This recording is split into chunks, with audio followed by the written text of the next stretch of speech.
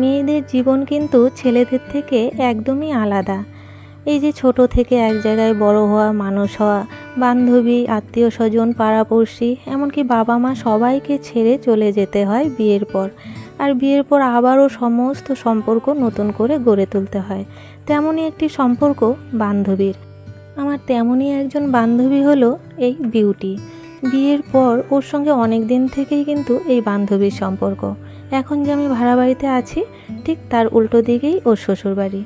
তো এখন আমরা ওর বিবাহবার্ষিকীতে এসেছি। যদিও ঘরোয়াভাবে হচ্ছে, কারো নিমন্ত্রণ নেই, শুধুমাত্র ওদের বাড়িতে যে ভাড়া থাকে পূর্ণিমা আর আমাদেরকেই শুধু বলেছে। আমরা এখন এই তিনজনেই বেশিরভাগটা থাকতাম। তো এখন আমিও চলে যাব ভাড়া ছেড়ে, ওদিকে পূর্ণিমাও চলে যাবে এই পুজোর পরে। তার জন্য বললো যে তোমাদের দুজনকেই শুধু নিমন্ত্রণ করছি, আর কাউকে করিনি।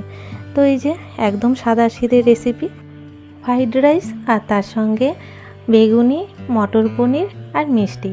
ফ্রাইড রাইসটা পূর্ণিমা করেছে আর বেগুনি মটর পনির আমি করেছি। যেই না আমি একটু ভিডিও করতে গিয়েছি, অমনি দেখো এই যে বিউটি বসে পড়েছে নাড়া দিতে, মনে হচ্ছে ওই সমস্ত কিছু করেছে। তো এটা নিয়ে হাসাহাসি করছিলাম। তো যাই হোক, ও কিন্তু অনেক কিছু করে দিয়েছে। ওই যে মশলা করা, আবার সবজি কাটা আমরা তিনজনেই করেছি। আজকের দিনটি কিন্তু বেশ মজা করেই কেটেছে। তবে মেয়ের পরীক্ষা না থাকলে আরও ভালো করে আনন্দ করতে পারতাম। আর এই যে সবাই এখন খাওয়া দাওয়া করছি। এখন বাজে রাত প্রায় 12:30। আজকে তো আবার পড়াশুনো করে তারপর মেয়েকে নিয়ে এসেছি, কারণ কালকে আবার কিন্তু ওর পরীক্ষা। তো পরীক্ষার মধ্যে আমার তেমন একটা ইচ্ছে ছিল না আসার, কিন্তু এই যে আর তো দেখা হবে না, চলে যাব। তাই ও খুব জোরাজুরি করলো যে একদিনে কিছু হবে না। তো যাই হোক, এদিকে আমাদের খাওয়া দাওয়া শুরু হয়েছে। আর এদিকে তোমাদেরকে দেখাই আমার আরেক বান্ধবীর আজকে কিন্তু বিবাহবার্ষিকী। ওই যে লক্ষ্মী, ওই লাল ওড়না পরা, ও কিন্তু আমার ছোটোবেলার বান্ধবী।